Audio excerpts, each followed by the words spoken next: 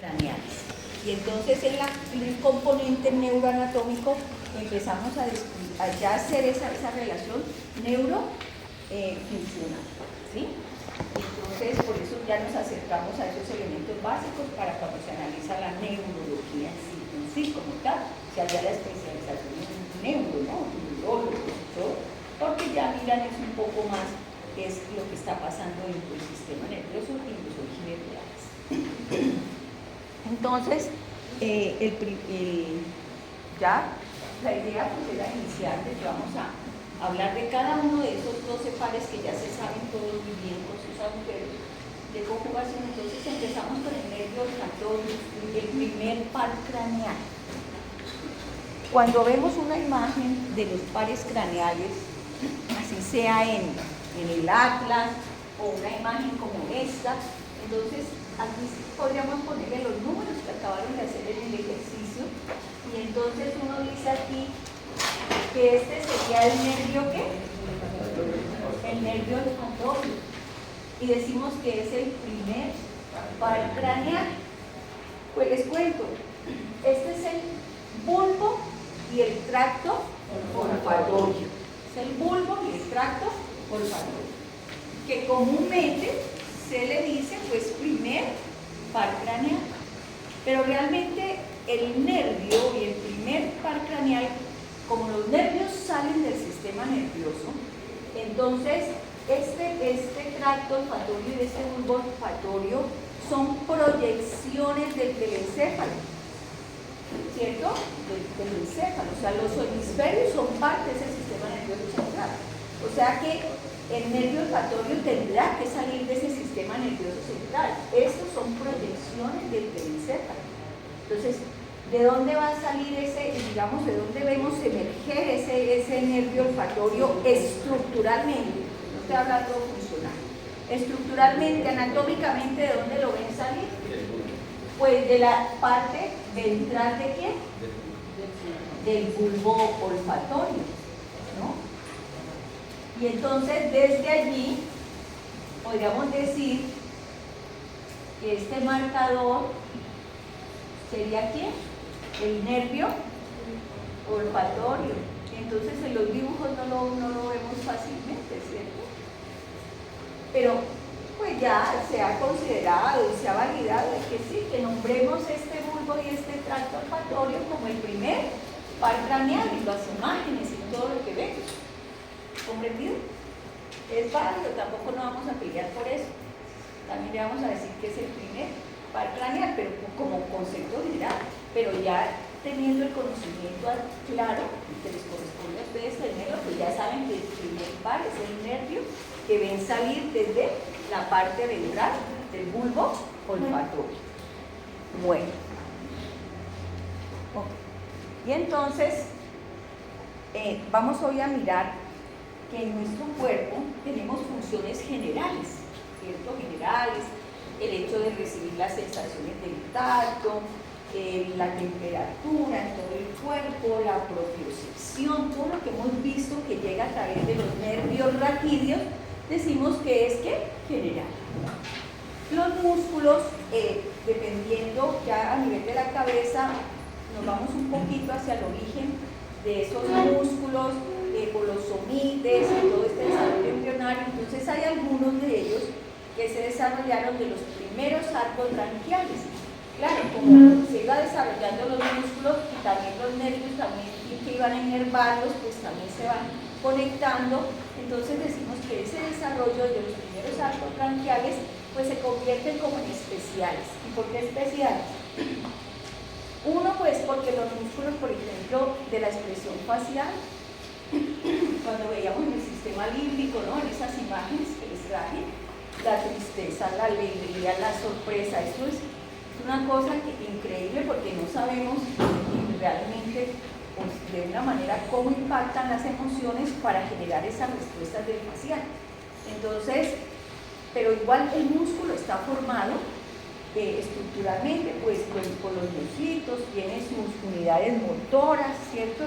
La parte del sarcómero, etcétera. O sea, estructuralmente tiene los elementos de una estructura ¿qué?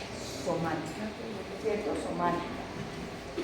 Cuando hablemos de algunos pares craneales, cuando son especiales, simplemente se les va a dar esa connotación porque pues tienen su origen craneal.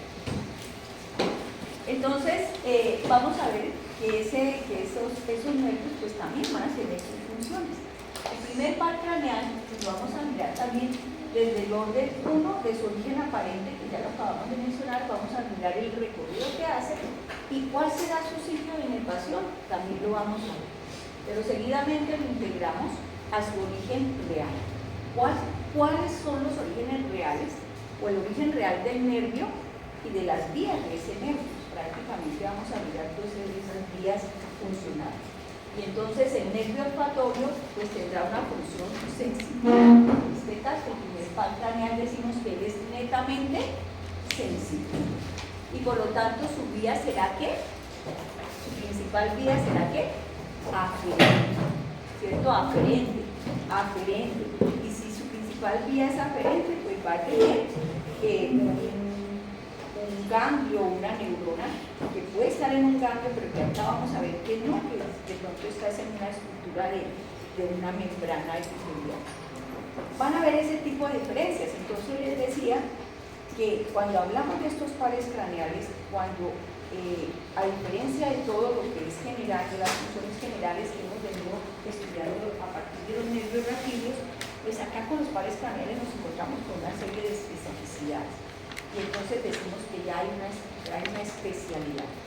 Si comparamos con el cuerpo, con todas las actividades del cuerpo y de los músculos y partes somáticas, pues realmente si miramos los miembros superiores, nuestras manos, realmente cumplen unas funciones importantes, sobre todo de sensibilidad, ¿cierto? Capto la sensación de lo que toco. Igual si me pongo la mano aquí en la cara, también el punto par también lleva por sus vías esa sensibilidad general, de tacto, de dolor, ¿cierto? La frente, todo general. Pero hay unos nervios que tienen unas funciones especiales, ¿cierto? Con la mano no podemos saborear los alimentos, ¿cierto que no? Entonces habrá unos nervios que tendrán esa función especial. ¿Por qué soy enfática en esto? Porque vamos a mirar los componentes funcionales de cada par craneal. Hay unos pares craneales que son mixtos y van a tener tanto generales, ¿cierto? Funciones generales, como tanto funciones especializadas. Por ejemplo, a nivel del gusto, son especiales porque tú con el tacto no gustas la comida, lo que comes, ¿cierto? Entonces, las papilas gustativas son especiales como receptores. Eso lo hace tener una función especial. Visión. Los receptores son únicos, especiales y hay una estructura exclusiva para la visión. El globo ocular, ¿cierto? Él está diseñado, pero es que neurológicamente tiene unos receptores que inician la vía visual. Y es especial, no es general como la del tacto, ¿cierto? En punta del pie o acá, independientemente que sea el par craneal o que sea un nervio raquídeo. Entonces, en los pares craneales, además de tener en algunos los 4 componentes generales iguales a los que tienen los nervios raquídeos, pues vamos a encontrar unos especiales, ¿vale? Bueno, entonces empecemos a describir este primer nervio. ¿Eso quedó claro? Que ahí vamos a encontrarnos en ese mundo de la funcionalidad de los nervios, otros componentes fuera de los 4 componentes generales que tiene el nervio raquídeo. ¿Cuáles son esos 4 componentes generales del nervio raquídeo? Yo aquí estoy hablando entonces en chino. ¿Cuáles son los 4 componentes? ¿Cuáles son? Porque si no sabemos los 4 de los nervios raquídeos, para ver los especiales, ¿cuáles son los 4 de los nervios raquídeos, los 4 componentes funcionales?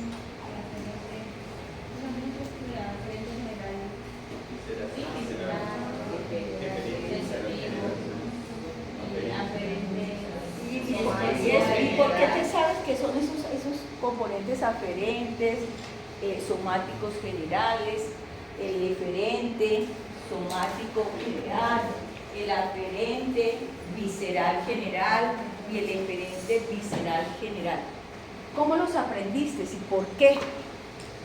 ¿A partir de qué se establece esa clasificación de los componentes? De las vías. Y bueno, pero claro, tiene una función. Aquí estamos hablando ya de función, ¿cierto? Porque entonces decimos todo algo propio pues necesita una vía que vaya desde donde está el receptor y se pueda interpretar para mandar una respuesta. Claro que sí, ¿eso cómo se llama? Los reflejos, ¿cierto? Entonces, decimos que esos 4 componentes los definimos a partir, ¿cierto?, de los mecanismos por el cual funciona el sistema nervioso. ¿Cuál es el principal mecanismo, el mecanismo grande con el cual funciona el sistema nervioso? El arco reflejo. Entonces, claro, para hacer toda esa tarea tiene un mecanismo. El sistema nervioso tiene unos mecanismos de funcionamiento. ¿Cuál es el principal mecanismo de funcionamiento? El arco reflejo.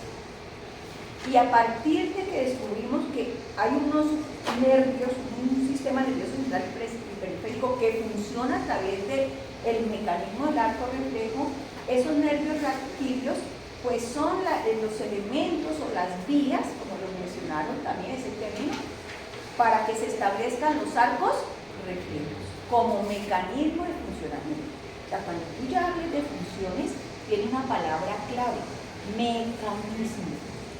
En fisiología van a hablar de ¿qué? De mecanismos, ¿no? ¿Y cuál es el mecanismo de funcionamiento del sistema nervioso más grande? ¿Cuál será?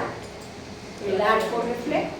Y a partir de ese gran mecanismo pues se establecen los componentes funcionales. Por eso en el nervio raquídeo facilita procesos que llegan información al sistema nervioso central y facilita el proceso de respuesta, ¿cierto? ¿Cómo se inicia? A partir de un receptor se establece la vía, claro, ahí hablamos de la vía. ¿Qué vía? Aferente. ¿Y cómo se llama donde llega? El sistema nervioso central o neuroeje. Ahora con los pares craneales ya vamos a ver y vamos a estudiar unos arcos reflejos de los pares craneales que en donde vamos a decir si tiene su receptor, si es una vía aferente, una vía sensitiva, va a tener un receptor, va a tener una vía aferente y esa vía aferente siempre va a tener ¿qué? Una neurona sensitiva que va a estar en un ganglio. Acá en los pares craneales van a haber unas variaciones. No necesariamente hay un ganglio allí delimitado pues con tejido conectivo como tal. Vamos a ver variaciones como ahora con el nervio olfatorio. Y entonces va a entrar al sistema nervioso central. Cuando se establecen arcos reflejos, allí ya vamos a dejar de decirle bueno, sabemos que en el arco reflejo llega al neuroeje. Ya vamos a definir ese neuroeje con una parte o una región específica donde se va a establecer esa conexión entre la aferencia y la deferencia, que le vamos a llamar centro reflexógeno. Ya miren que aquí ya vamos a empezar, lo que sabemos general, lo vamos a empezar ya a conocer como una terminología que van a utilizar ¿qué? En la fisiología. Entonces cuando hablamos de arcos reflejos ya vamos a ver cuál es el centro reflexógeno. Por ejemplo, del reflejo consensual a la luz. Mañana lo van a estudiar. O pasado, no, pasado. ¿Sí? Entonces ya le vamos a hablar de ¿qué? De centro reflexógeno. Y allí ese centro reflexógeno pues va a estar en una región del sistema nervioso central y luego va a salir un componente diferente a partir de una neurona que va a estar, se origina en un núcleo motor y entonces va a llegar a su sitio de inervación. Arcos reflejos. Entonces, ¿por qué es importante que entremos a esta parte sabiendo bien lo que ya teníamos como base? El nervio raquídeo va a ser nuestro referente para poder ir entendiendo cada uno de los pares craneales. ¿Cuál es nuestro referente? Que el nervio raquídeo, que recibe toda información general, lo hace a través de sus fibras nerviosas que lo conforman, unas que son vías ¿qué? Aferentes, somáticas generales. ¿Por qué somáticas? Puede ser sensitiva somática, puede ser motora somática. No hay inervación visceral, entonces quiere decir que son ¿qué estructuras? Como por ejemplo músculos, articulaciones, la cápsula articular, los ligamentos, ¿cierto? La parte de la piel, todo eso es somático, ¿cierto? Entonces, por eso hablamos de aferente, los nervios raquídeos, aferente, somático, general, porque recibe información desde estructuras somáticas, ¿cierto? Y eferente, ¿por qué? Porque es una estructura somática la que da la respuesta, entonces por eso se llama eferente, somático, general.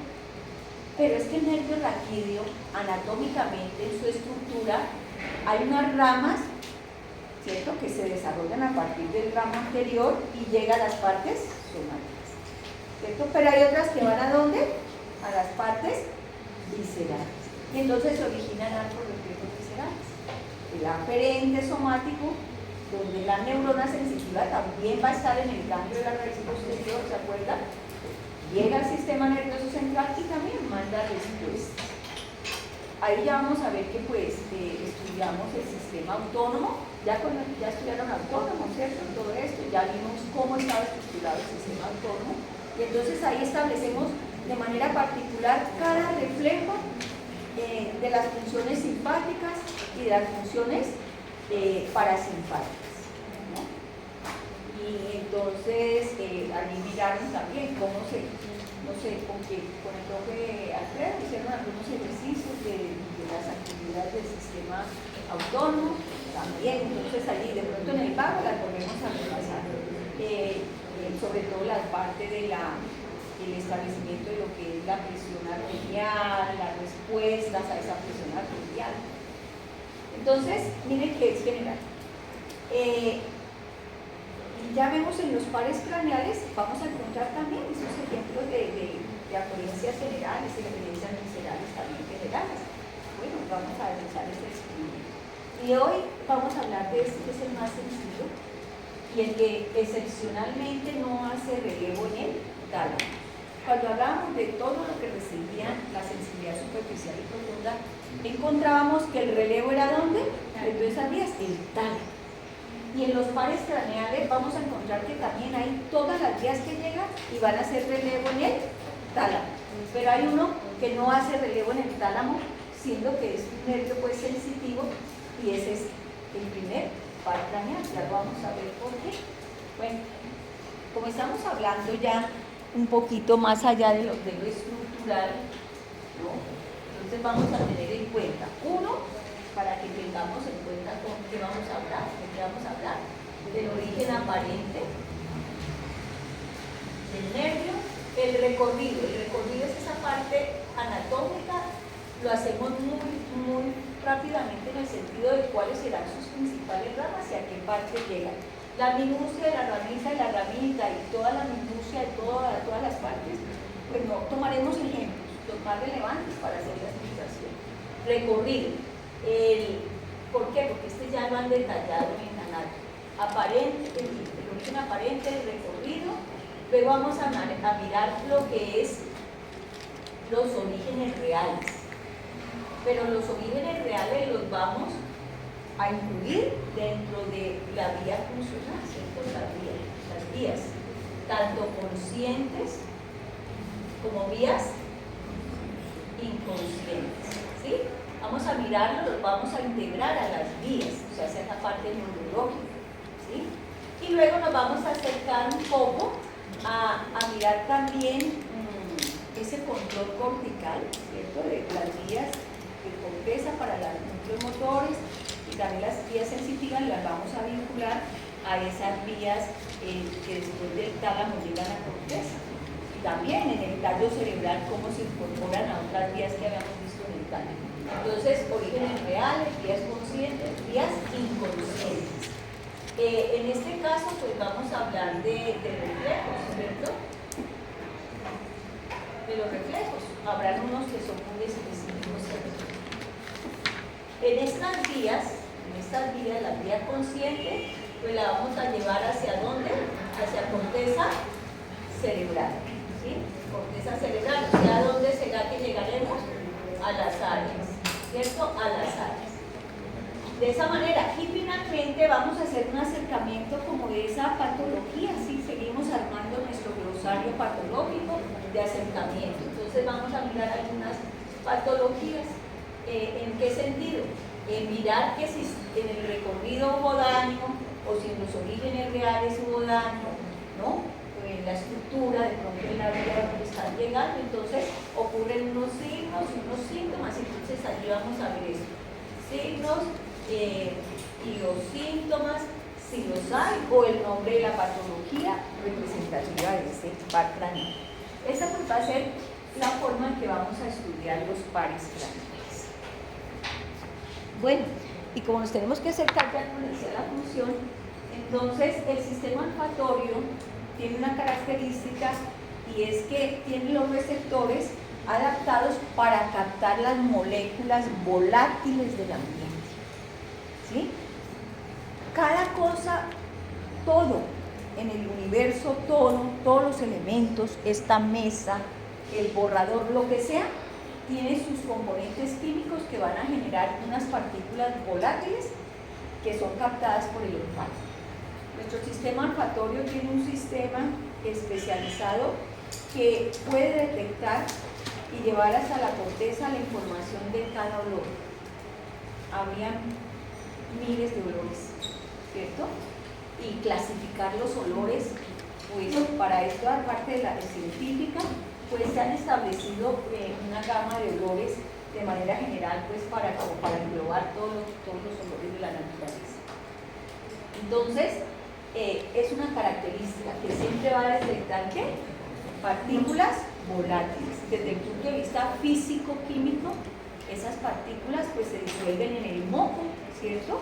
Que ahora como hace como el moco es producido ahí en la membrana olfatoria para químicamente también diluir algunas sustancias que serán, digamos que tienen como más afinidad polar o apolar según la estructura.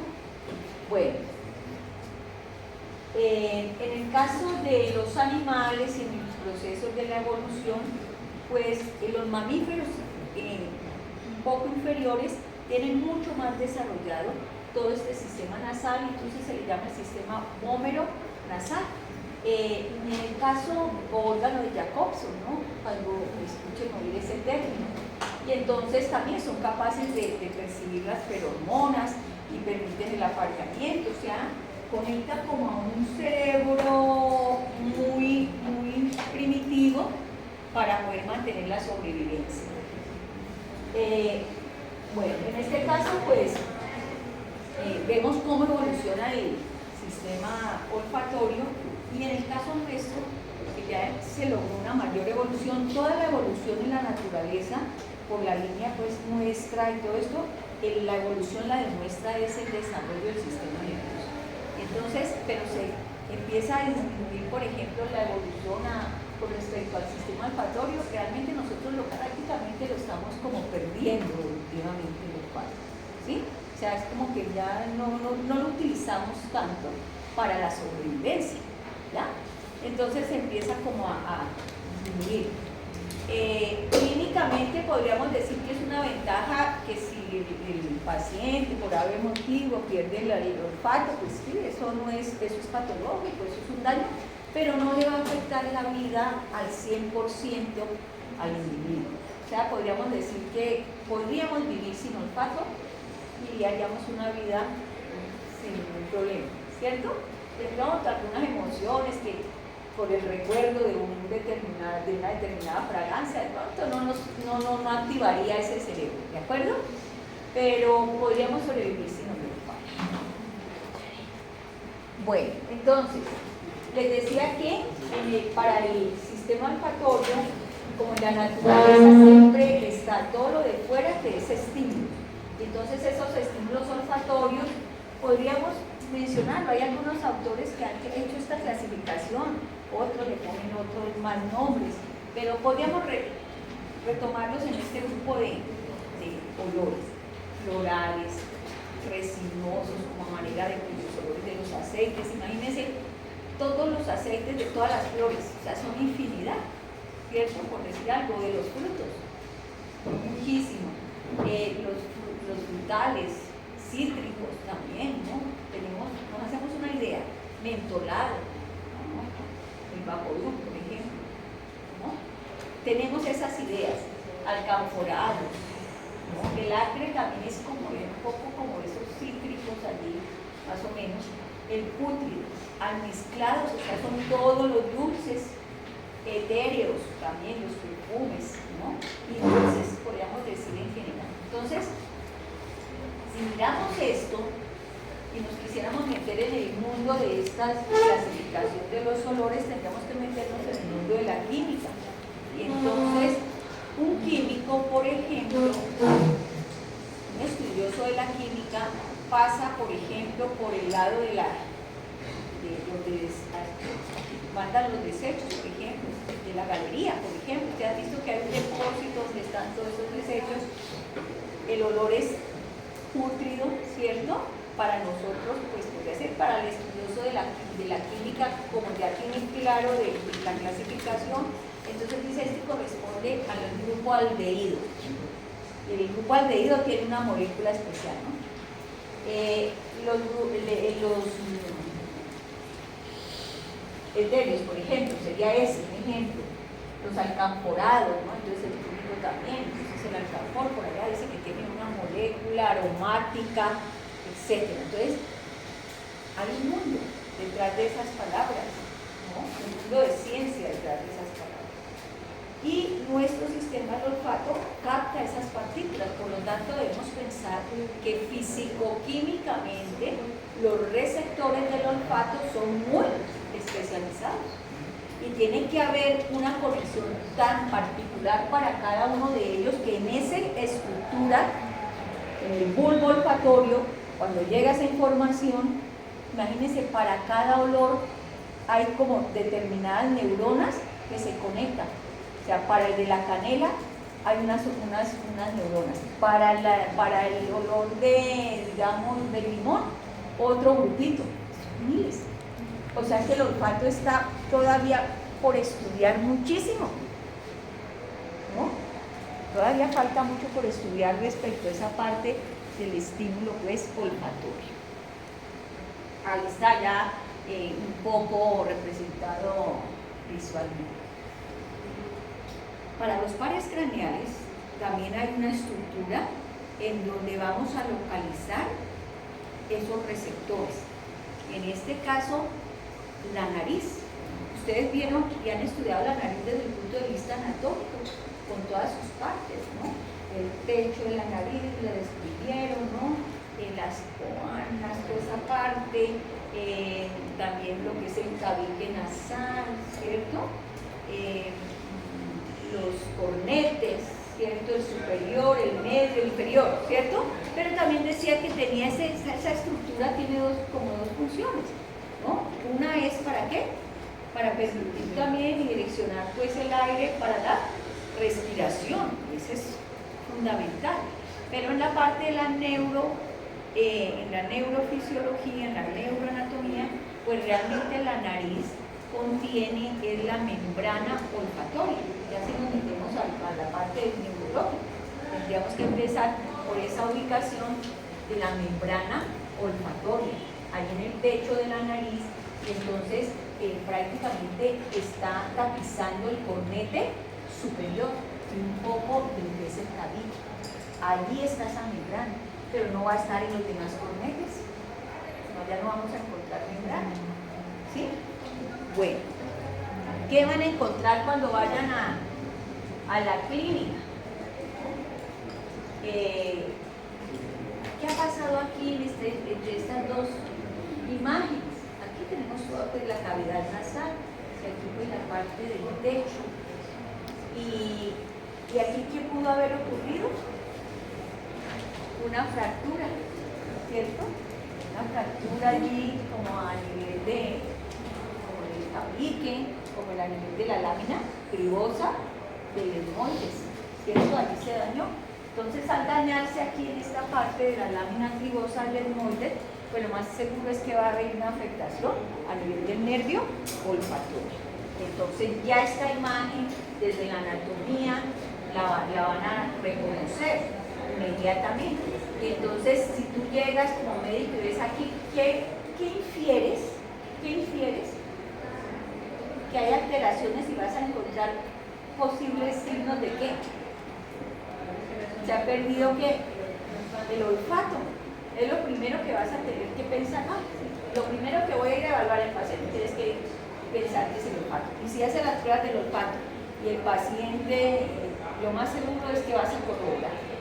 Vas a corroborar. Bueno, ese fenómeno. O vas a mandar primero para poder saber cómo vas a mandar la parte de lo que hay. A partir de una causa. Miren que es una causa que está afectando el humano. Bueno, pero veamos ahora desde ese punto de vista del origen aparente del nervio que les decía que se originaba en la parte ventral del bulbo olfatorio y se dirigía por la lámina cribosa del molde, y lo que llega es a su sitio o territorio de inervación. En últimas, ese territorio de inervación contiene las células olfatorias que dan origen al nervio olfatorio. Entonces, vamos a encontrarnos ese epitelio que está recubriendo toda esa parte de los cornetes superiores y del tabique en forma de epitelio olfatorio. Estructuralmente, ustedes ya en histología, esta pues es una fotografía de microscopía electrónica que nos deja ver, digamos, con claridad, ¿no?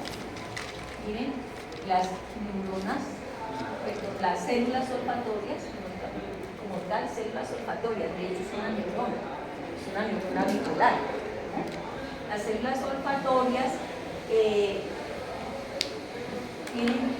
tienen aquí como una especie de ¿qué? De cilios, ¿cierto? Los cilios olfatorios.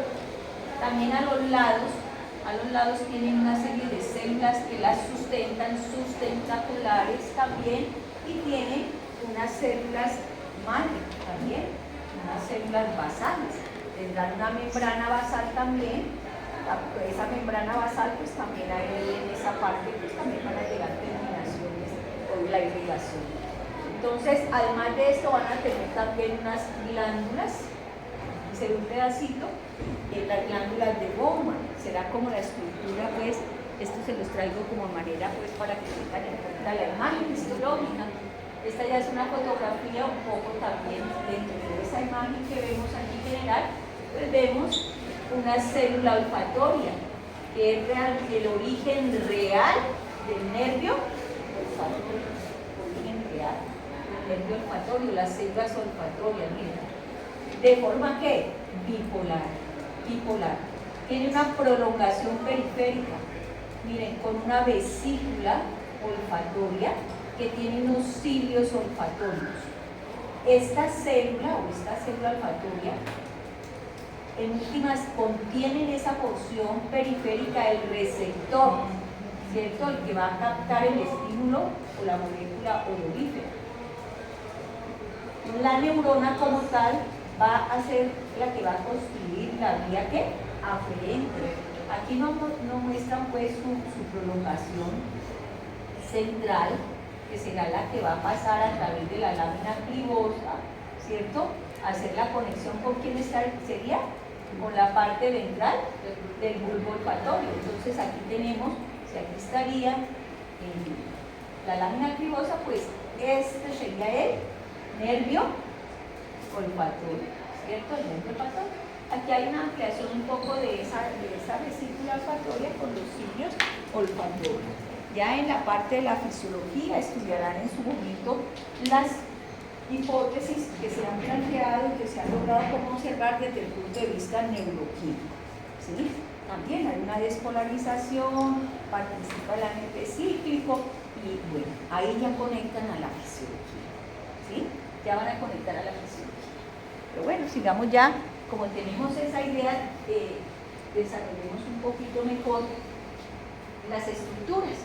Entonces ya como entendimos cómo es que llega, cómo se forma el nervio, pues ahora sí lo podemos explicar en una imagen, ¿cierto? Que es la que vemos en el libro, que a veces vemos en el libro, pero eso cómo es, ya vimos, ¿no?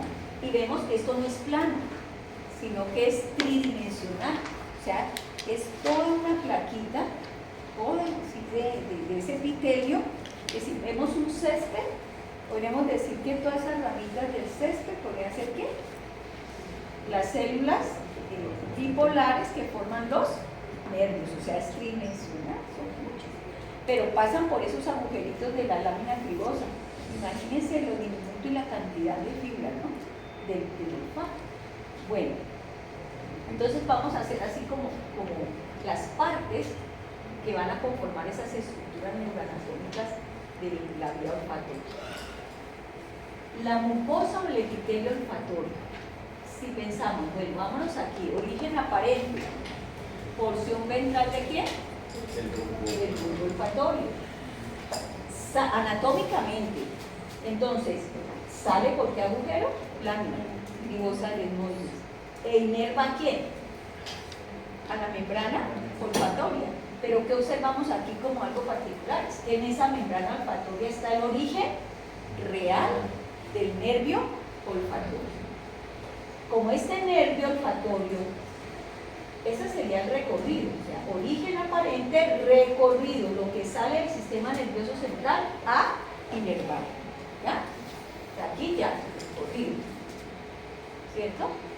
Pero es que resulta que esto tiene una función, y la función de este nervio no va de allá del sistema nervioso hacia afuera, no va, sino que esa estructura está hecha ¿para qué? Para que recoja la información, ingrese ¿qué? Información aferente, ¿cierto? La información aferente. Entonces, aquí vamos a ver que va a estar ¿qué neurona? La primera neurona de la vía olfatoria, ¿cierto? Y es la primera neurona la que forma ¿qué? El nervio olfatorio. Entonces, cuando pasa acá a la parte de la bóveda craneana y se conecta allí a la parte del bulbo, ¿cierto?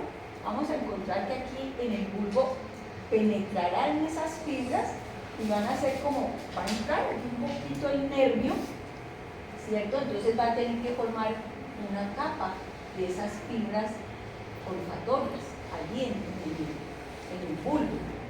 Y vamos a encontrar que en el bulbo van a estar unas neuronas que van a recibir esa información, y entonces vamos a ver unas neuronas que se van a llamar las neuronales, las neuronas del penacho, neuronas granulosas. ¿Por qué? Porque esto, como es una proyección del telencéfalo, tendrá las capas, ¿cierto? Capas de donde están las neuronas.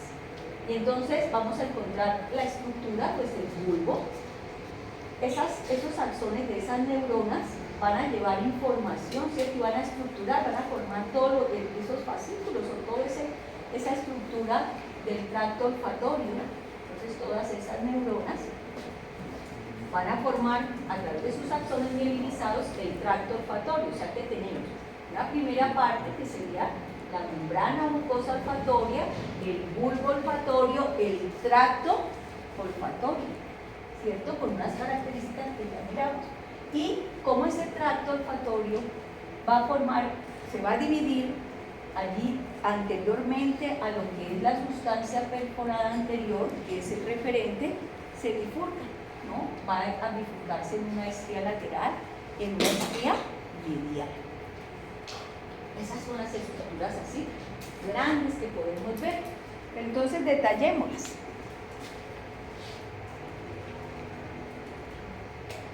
Bueno, aquí esta diapositiva les cuento un poquito. En el 2004, el premio Nobel de Medicina de estas personajes, de Linda Burke y Richard Axel, tuvieron el premio de Medicina por un estudio muy particular sobre la primera familia de proteínas transmembrana de receptores olfatorios. O sea, el estudio de los receptores olfatorios es complejo, a raíz de lo que les explicaba, de ese poco de olores que somos capaces de percibir.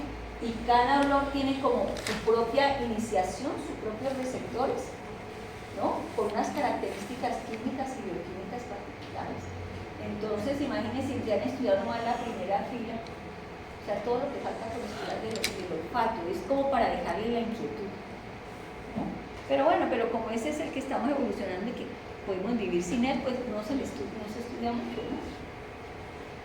Bueno, entonces sigamos aquí las tres partes que teníamos. Ya vimos la de la membrana, que tenía las células de sostén, las células madre o las células basales.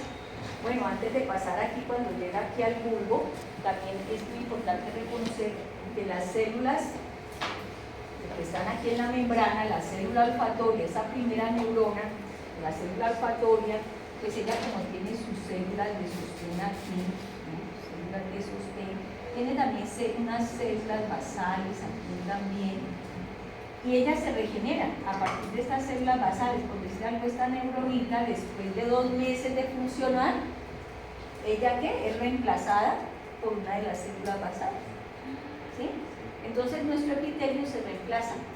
Ojo, no estoy diciendo se reproduce, sino que las células basales o células madre, en otros términos ya más específicos, son las que van a formar las nuevas células olfatorias. Cada 2 meses estrenamos células olfatorias. Bueno, entonces, esto sería aquí el epitelio.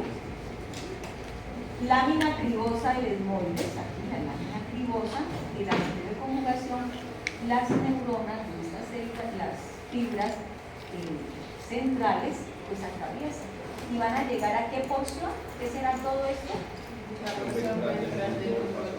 La porción ventral aquí sí, y todo sería el bulbo olfatorio. O sea que de abajo hacia arriba vamos a encontrar aquí unas capas. Entonces miren, aquí estaría la primera capa, que sería la capa de las fibras olfatorias, ¿cierto? La capa de las fibras olfatorias, como este pedacito que está llegando aquí. Pero luego viene una capa donde hay unas conexiones con las neuronas que se encuentran en el bulbo y la rama de la neurona olfatoria. Y entonces forman lo que se llaman los glomérulos olfatorios. Y entonces vamos a encontrarnos una capa que se llama la capa glomerular. Capa glomerular.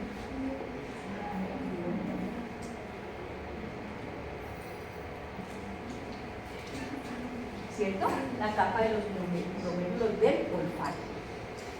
Allí hay esa comunicación, pero en esa capa también vamos a encontrar unas interneuronas, que son unas interneuronas inhibitorias, que por acción de las fibras centrifugales activan esa neurona inhibitoria para regular toda la función aquí en el glomérulo olfatorio, ¿no? Aquí en esta parte del glomérulo olfatorio. Regulan qué olores, por decir algo. Si tú tienes canela, tienes algo mentolado, como lo vamos a poner al final, y vamos a mostrar un poco eso. Entonces, eres capaz de percibir los o diferenciarlos, esos olores. ¿Por qué? Gracias a la acción reguladora de estas neuronas que están aquí. Luego tenemos otra capa que se va a caracterizar por la presencia de esas segundas neuronas de la vía en esta capa, que se llama la capa plexiforme externa, ¿no? Y en la plexiforme externa aquí hay unas células que se llaman las células en penacho.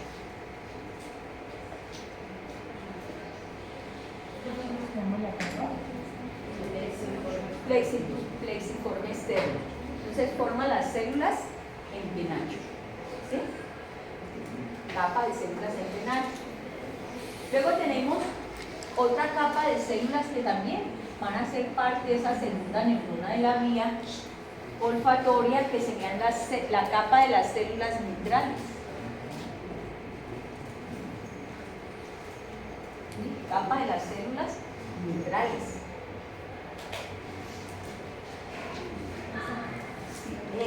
Esas dos, y luego viene una última capa de unas células que se llaman las células granulosas, que también van a convertirse en interneuronas. En esa comunicación, por ejemplo, a veces de unas vías centrifugales también sobre las células mitrales, también para regular a través de procesos inhibitorios. Entonces, podríamos decir que el bulbo olfatorio tiene la capa de las fibras nerviosas la capa glomerular, la capa de células en penacho, la capa de células mitrales y la capa de células granulosas. ¿Sí? Entonces vamos viendo la vía. Primera neurona, la célula olfatoria. De la vía, ¿qué será? Aferente. Por ahora llamemos la vía aferente. La primera.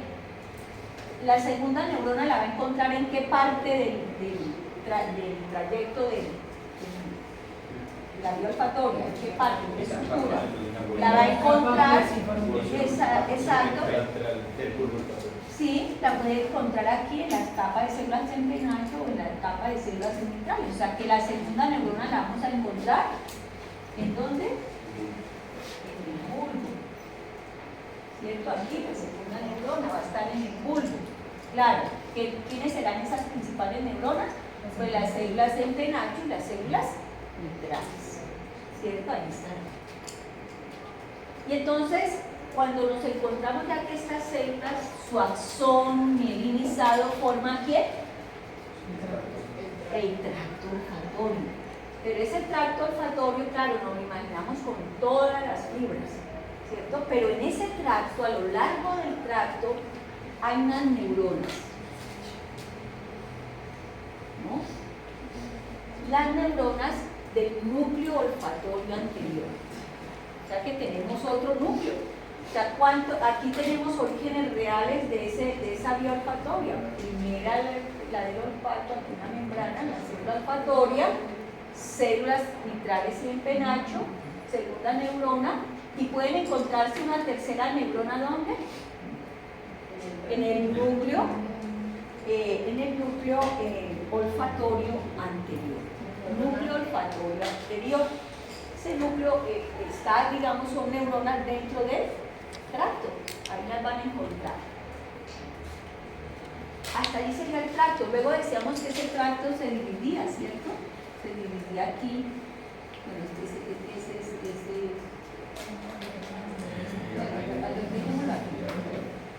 en una estría, y aquí la sustancia perforada, en una estría lateral y en una estría medial. Hasta ahí podríamos hablar de la estructura de lo que es el tracto olfatorio, ¿cierto? Hasta que llega a esos dos componentes. Quiero aprovechar también esta gráfica.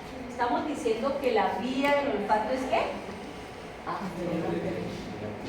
La vía es aferente. Pero ustedes que están viendo aquí, que hay una vía ¿qué? Eferente de la vía olfatoria. ¿Cómo es así?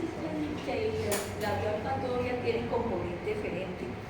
Sí tiene componente eferente. Entonces, vamos, sí es una vía inhibitoria, ¿no? Eferente. Y miren aquí lo complejo cuando se habla de aferencias y eferencias. En la medida que tú empiezas a profundizar los temas, tú empiezas también a discernir y a separar, bueno, componente, lo que es componente aferente y eferente. Entonces, si esto tiene un componente eferente aquí, pero mire que está haciendo es una regulación sobre una vía ¿qué? Sensitiva, y en ningún momento está llegando a ¿qué? A una estructura del músculo, ¿cierto que no? Entonces miren cómo el concepto de aferente y eferente ya a nivel de redes empieza hay que interpretarse ya con más minucia, ¿no? Y ya incorporarlo realmente a la función. Pero sí tiene un componente eferente, ¿cierto? Pero no es de respuesta de ¿qué? De movimiento, sino es una respuesta regulatoria, inhibitoria en la actividad del bulbo olfatorio. ¿Y cómo se explica esto en la realidad? En la realidad. Cuando entramos, si cerramos aquí el salón, estamos todas las 3 horas, que no casi poquito ambiente, entonces cuando uno entra al salón siente que como la presencia de una atmósfera olorosa, ¿no? Y entramos, está pesado el aire, ¿no? Pesado el aire. Pero en menos de 1 minuto te has adaptado, no percibes esa sensación, ¿cierto? Para nada. Entonces, ¿qué? Por acción de esta vía centrifugal, que regula, en menos de 1 minuto tú te has adaptado al ambiente. ¿sí? Nos hemos adaptado al ambiente, ¿no? Sea que haya un ambiente doloroso o fabuloso, o sea un ambiente también pútrido, lo que sea, te adaptas, ni siquiera lo percibes. Aquí en el anfiteatro, cuando están al comienzo, ¿cómo les impactaba, cierto? El formol les impactaba mucho. O a nosotros, bueno, en el primer momento, sí, está oliendo a formol, pero luego que se nos olvida que está oliendo a formol, porque ya nos hemos adaptado. Una pregunta, en el caso del COVID que producía la no. Bueno, ese fue un fenómeno que se dio, o sea, hubo bloqueo, porque dice como, de todas maneras, las afecciones gripales siempre te bloquean, o sea, necesariamente eran bloqueados, pues ese fue un fenómeno que se dio como signo, pero ¿por qué? Porque había congestión nasal. Pero por ejemplo, a mí se me redujo hartísimo el olfato y nada quedó así. Bueno, porque hubo una no, o sea, tiene que haber habido el virus, tiene que haber bloqueado tiene que haber actuado sobre esta vía de conducción aquí de las nitrales y del pinacho, y tiene que haber habido una respuesta de pronto, yo diría que inmunitaria del área olfatoria, que se iba a bloquear todo esto, entonces tiene que haberse activado toda esta parte inhibitoria, pero como respuesta al virus, ¿cierto? O sea, lo interpretaría yo de esa manera. No recuerdo haber leído mucho así que hayan dicho no se conoció mucho el porqué, ¿no? Simplemente el signo, que era simplemente que era anosmia y falta de gusto. Y claro, automáticamente, ahorita la vamos a ver, la vía del gusto. ¿Por qué si se bloqueó aquí, por qué se bloqueó el gusto? Pero son transitorias. Es así como cuando vimos en el sistema piramidal, ¿se acuerdan de que hay el virus, el streptococcus que vimos, que cuando ataca al individuo, entonces el cuerpo lo que hace es generar unos anticuerpos y atacaban a las neuronas del putamen, ¿se acuerdan? ¿Por qué? Porque las neuronas del putamen eran estructuralmente muy parecidas al núcleo, al streptococcus, y entonces actúan de esa manera. O sea, tocaría que mirar qué se ha estudiado al respecto, pero son más que todo respuestas inmunológicas, ¿sí? Miren cómo también atacan los sistemas. Entonces lo interpretaría un poco comparándolo con lo que sucede en ese caso con las neuronas del glutamen, que también cuando ataca un virus, el anticuerpo ataca las neuronas. Puede ser, no lo he leído, no lo he revisado, pero son respuestas inmunológicas que pueden estar actuando o activaron el bloqueo de esta vía, ¿no? Es como la explicación más con lo que sabemos que se puede dar, se puede interpretar. Desconozco ya otros argumentos ya de orden neuroquímico, ¿verdad? Creo que están en función de la conectividad y la liberación de estos neurotransmisores. Si se bloqueó, tiene que haber sido, ¿por qué? Bloqueo, ¿cierto? Inhibitorio de las vías. Ahora, lo que no sabemos es si se dio directamente sobre las neuronas o simplemente fue el fenómeno de la congestión. Una gripa también te hace emisión de olfato, ¿cierto? Cuando la mucosa está toda congestionada es difícil percibir el olfato. Puede haber sido nomás hasta allí, ¿cierto? Pero pudo haber sido también activación o ataque a estos neurotransmisores o bloqueo de esa neurona.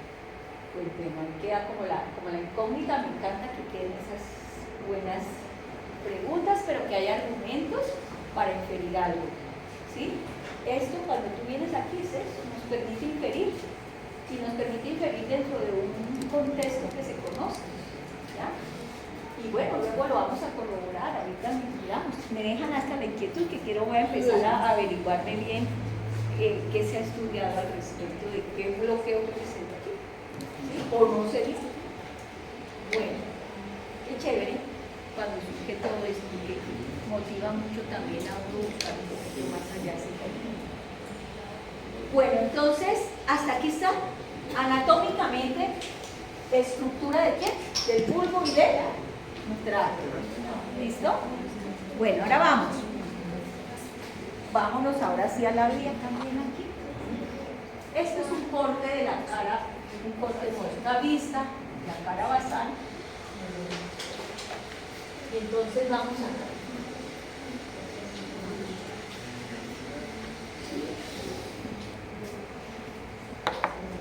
Bueno, entonces, si miramos la cara basal, ¿qué estaríamos viendo aquí en esta parte? ¿Qué sería esto? El valle de Silvio, perfecto. ¿No? La cisura lateral allí. Pero vemos en la cara basal, miren aquí en esta parte, bueno, lo que es aquí la parte hacia atrás, que sería el tracto óptico y blanco. Pero vemos aquí, de la línea media hacia la parte lateral, ¿qué es esto? La sustancia perforada anterior, que es como nuestro referente para poder mirar cómo en esa parte anterior de la sustancia perforada vemos realmente la división del tracto olfatorio. Y vemos que se bifurca hacia la parte lateral y hacia la parte medial. Anteriormente se hablaba de las vías más antiguas y las vías nuevas. Entonces hablamos del proceso evolutivo de la vía nueva a través de la estría lateral y la vía más antigua a través de la vía medial. Bueno, eso pues como para mirar estructuralmente qué pasa allí. Esta estructura lateral se mete por aquí por la cisura del valle de Silvio, ¿no? Y bueno, ¿para dónde será que coge esa vía y cómo será que va a hacer esa vuelta de sus axones? Pues para ello tenemos que mirar otra imagen que nos muestre ese camino hacia adentro. Pero antes de que nos muestre ese camino hacia adentro, voy a mirar hasta aquí, ya lo entendieron, ¿cierto? ¿Dónde va qué? La sustancia perforada anterior, ¿cierto? Y entonces aprovechemos un poquito de esta imagen antes de ir para dónde es que se va. Aprovechemos a hablar de algo aquí que estaba como quedando. Entonces, cuando se establece la estría lateral, pues vamos a ver cómo las neuronas, por ejemplo, el penacho y las mitrales sobre todo van por esta estría lateral. Hay una estría intermedia, algunos la consideran esa estría intermedia, inclusive que se ha hablado del nervio o el par cero, pero no en nosotros, ¿de acuerdo? No en nosotros, en los humanos. Entonces, ¿para qué vamos a hablar del par cero? ¿Cierto? Pues no, realmente no se hace el par cero.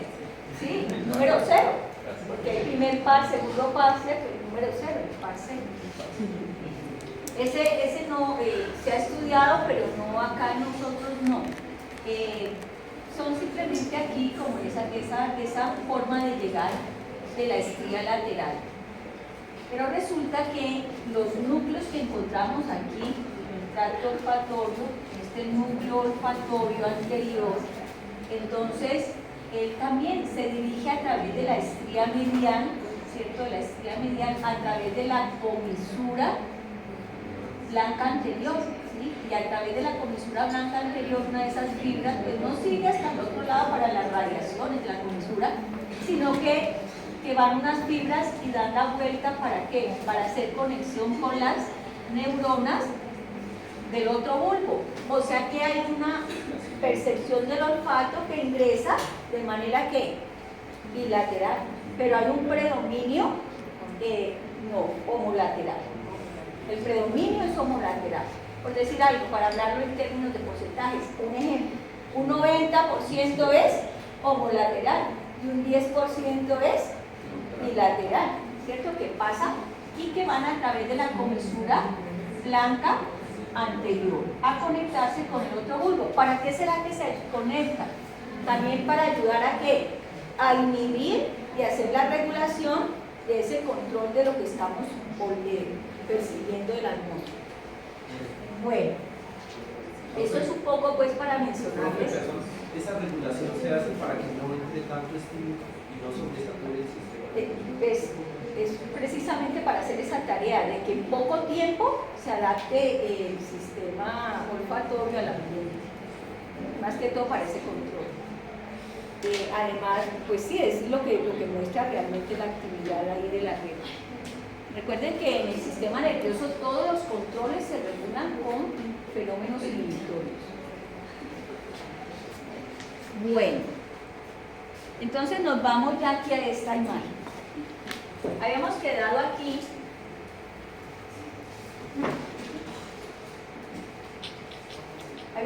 aquí en la formación de las estrías, ¿cierto? Ya miramos esos detalles, veíamos cómo la estría medial aquí se ve más bonito a través de la comisura blanca anterior, ¿no? También manda allí hacia la otra bulbo. Bueno.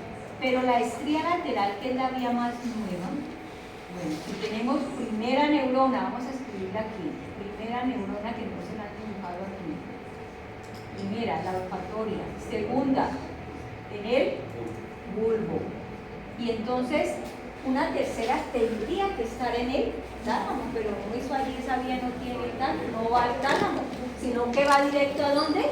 A las áreas, a la corteza. Y entonces por la estría, aquí habíamos quedado que estaba la cisura lateral, el valle de Silvio. Cuando penetramos profundamente al valle de Silvio, nos encontramos que hemos ingresado al limen de la ínsula, ese borde de la ínsula. Entonces se mete al valle de Silvio y por allá, acuérdense que cuando habíamos en la cisura lateral veíamos al fondo el lóbulo de la ínsula. Entonces se mete y bordea ese lóbulo de la ínsula, ¿sí? Y luego sale a esta parte ventromedial del lóbulo temporal, donde está la superficie del uncus. ¿Sí se acuerdan del uncus? Entonces llega allí a la superficie del uncus, a esa área le llamamos el área periamigdaloide.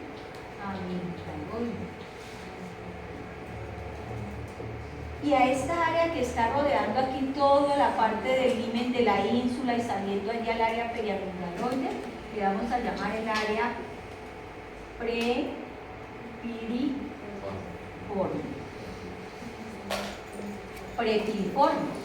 Y a estas dos le llamamos ¿qué?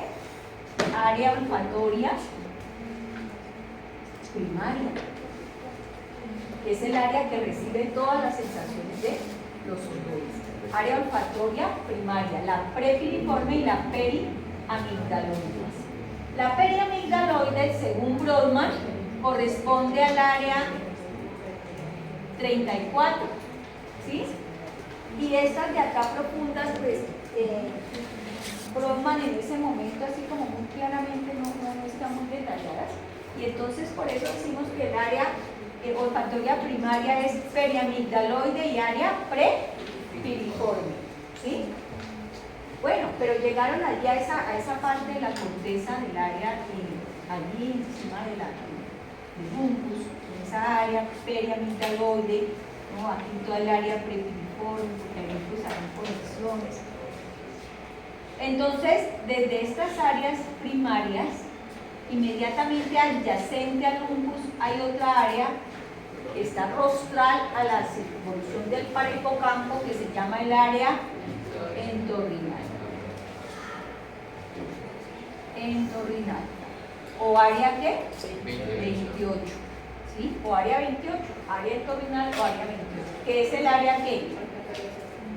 Área olfatoria secundaria. De tal manera que el olfato llega a ese sitio, ¿cierto? Y no pasa por el tálamo. Después de que llega aquí, a estas áreas olfatorias, sí hace conexiones con el tálamo, ¿sí? Sí va a hacer conexiones con el tálamo. ¿Por qué? Si hueles un perfume o algo que te recuerde a través de los olores, un recuerdo que se genera desde el olor, entonces va a pasar realmente a esa parte del recuerdo, a la corteza, al lóbulo prefrontal, al cíngulo, a lo emocional. Entonces ya hará conexiones con el hipocampo, ¿no? Puede ir hasta el cíngulo, ¿no? Puede ir al tubérculo anterior del tálamo, ahí sí ya puede hacer conexiones con el tálamo y luego alcanzar el hipotálamo, por ejemplo. Entonces ya se integra a otras redes. Pero la vía olfatoria es en sí una vía propia, una vía única. A veces se ha confundido con esta área que se le llama el área renal. Y también a veces se la ha involucrado como parte del sistema límbico. Si bien es cierto, sí son estructuras del sistema límbico, la vía en sí, su camino es propio, no es del límbico. ¿Sí? Para que entendamos eso, ¿no? Porque sí, el área renal es parte del límbico. Pero ¿cómo es eso, no? Entonces es saber que la vía olfatoria, sus fibras son únicas, son de su vía, no son del límbico. Pero lo que está alrededor donde llega, sí es del límbico. ¿Comprendido? Bueno. Entonces, en esta imagen, que vemos la misma vía, mirándola como si fuera un cerebro de cristal, entonces nos muestra la ruta de la vía olfatoria y nos está mostrando aquí, miren, el área prepiriforme, o sea, lo que se mete hacia la parte del himen de la ínsula, prepiriforme. Y esto se parece a ¿qué? A una pera, ¿cierto? Por eso es prepiriforme. Y esta es la parte ¿qué? Piriforme. Y la parte piriforme corresponde al área ¿qué? Periamigdaloide y al área ¿qué? 28 o área ¿qué? Entorrinal. Y entonces esta aquí es el área periamigdaloide y esta sería el área ¿qué? Prepiriforme. ¿Ya? Bueno, ahora esta vía que llega aquí a través de la vía más antigua, que es la que en última se está perdiendo en nosotros evolutivamente. También en los animales o en los mamíferos inferiores, pues es esa vía que va y conecta al área septal. ¿Sí? Ahí va con conexiones al área septal. Entonces, cuando leemos algo, algún alimento, la salivación, por ejemplo, ¿no? Esa sensación de salivar. Entonces, por ejemplo, si pensamos en exprimir un limón en este momento en la boca, ¿qué pasa? Salivamos. Ahí se activó que un poco esta vía, ¿no? La vía medial. Bueno, y entonces, cuando si hablamos, me dejan la inquietud del COVID, que perdimos el olfato. Bueno, yo no sé si a mí me dio o no me dio, pero yo no, o sea, los exámenes que me hice, no, todos me salieron negativos. Entonces no sé, pero pues en algún momento entonces el periodo me tiene que haber dado, no sé. También me hicieron vacunar como a la fuerza. Entonces también me vacuné, tomé esa la foto de mi vacuna. Bueno, cuando me estaba vacunando, espera, voy a tomar la foto. Bueno, con lo del COVID han pasado muchas historias. Entonces, gusto y olfato, independientemente de lo que queramos de investigar y a ver qué se ha sabido cómo es eso, por qué. Y aunque yo he leído también mucho de eso, pero no me han dado esas como unas respuestas claras. Entonces, aquí así infiriendo un poco, bueno, se bloqueó la vía del olfato, no sabemos qué mecanismo, si fue lo que sea. Bloqueo de olfato. ¿Es eso? ¿Por qué se bloqueó? Bueno, allí por el virus, reacciones virales, bueno, entonces, este olfato se conecta, cuando les decía lo del ejemplo del limón también, uno, el olor al limón, la sensación del limón, entonces hay conectividad con los núcleos salivales, ¿cierto? Porque se activan, bueno, empieza uno a salivar. Pero también hay emociones. Entonces, desde esa parte de esos recuerdos que nos genera dañan los recuerdos olfatorios, pues también se tiene que conectar al sistema autónomo. También decía que hay conexiones hacia el tálamo, en ese sentido. Hay una estría medial que va hacia el área central. Entonces, cuando yo decía de los olores, cuando uno a veces tiene mucha hambre a la hora del almuerzo, pasa por ahí y huele ya como almuerzo, ¿no? Entonces, se activa esta vía, por ejemplo, aquí que genera la salivación desde esta área central a través de una estría que se llama ¿cómo? ¿Cuál es esa? ¿La estría qué? Medular del tálamo, ¿cierto? La estría qué? Avenular también. Y entonces se conecta con los núcleos de la avénula. Miren ahí esas avénulas que estudiamos, ¿cierto? Esas neuronas de las avénulas. Y a través de las vías reticulares, porque empieza a hacer conectividad hacia los núcleos reticulares, entonces a través de esta vía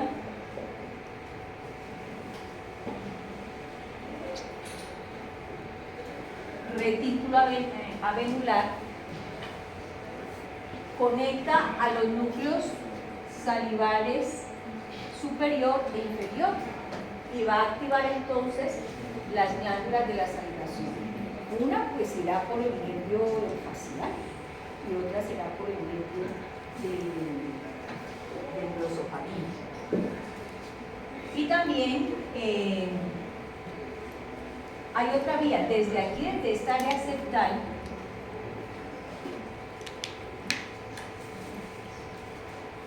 llega la información al hipotálamo, ¿sí?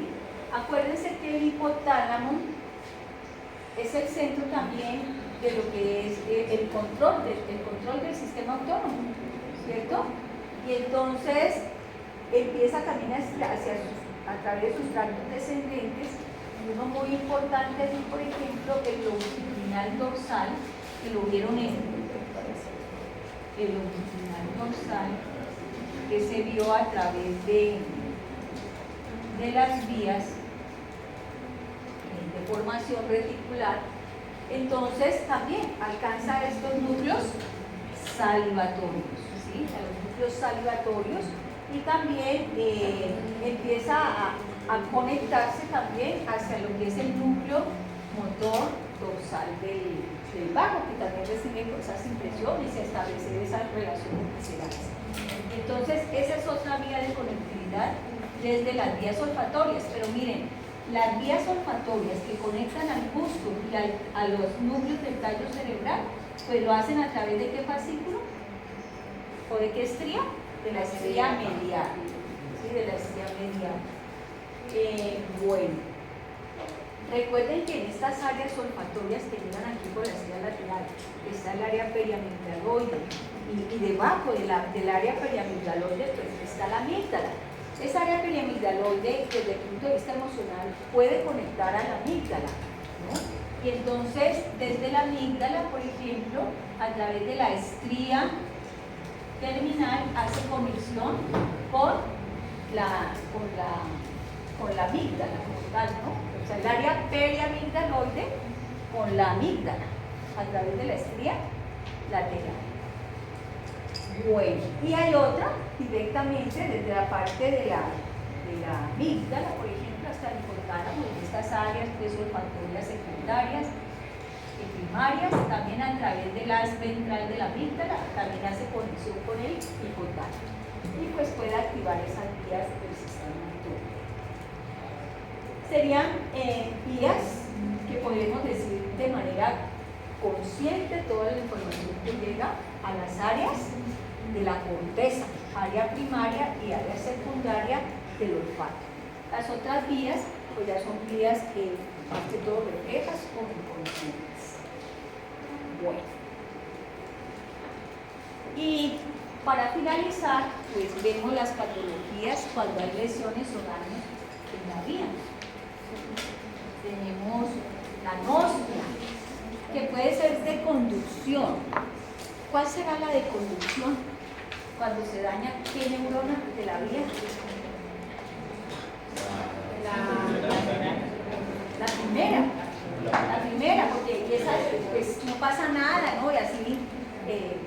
da gripa o todo esto, y se nos taponan las vías, el moco aquí pegado no nos deja oler nada, pues será una anosmia de conducción o epitelial. Pero luego que nos recuperamos de la virosis, pues volvemos a ver normalmente. La neurosensorial, ¿desde dónde, a partir de dónde se podría estar generando eso? Desde el bulbo, el tracto o las áreas. Ahí ya sería de tipo ¿qué? Neurosensorial. Y genera esa anosmia. Hiposmia, ¿no? También de conducción, o sea, cuando tenemos la gripa, más que todo la hiposmia o la anosmia. Hiposmia más que todo en la gripa y la anosmia en el COVID, pues para decir algo así como contundente.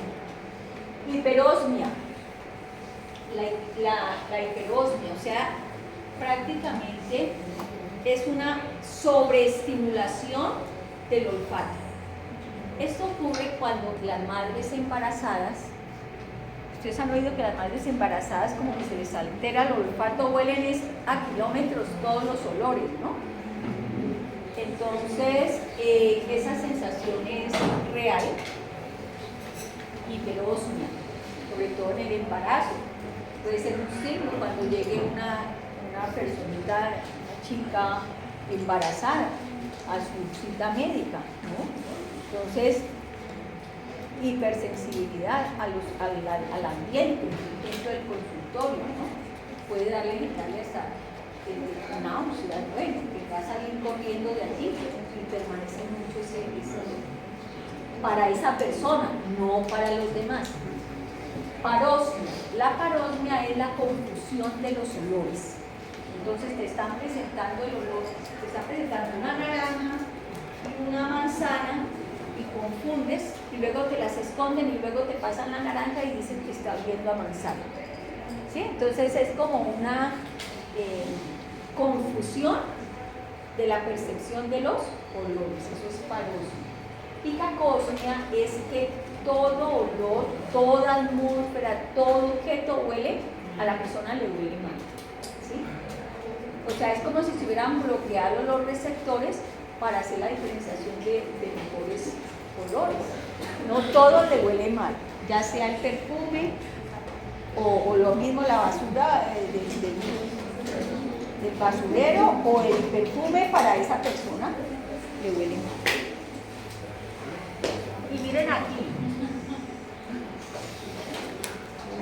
en el bulbo olfatorio, digamos, cómo llegan acá al bulbo, tenemos las células epiteliales, las cilias y los receptores olfatorios.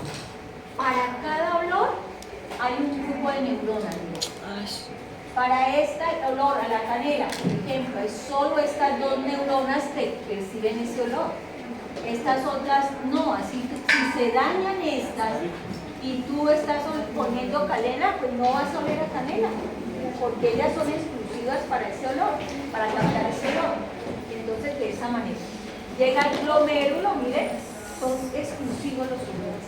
¿Sí? O sea, el sistema del olfato, pues, es bien complejo, es muy complejo y tiene mucho por estudiarse aún. ¿Ya? Por esa sencilla razón. Para cada olor hay un camino. O sea, hay neuronas exclusivas. De pronto una persona pues, percibe más un olor, ¿ya? Bueno, entonces... ¿Cómo hacen para estudiar eso? O sea, por ejemplo, que para el olor de la canela solo esta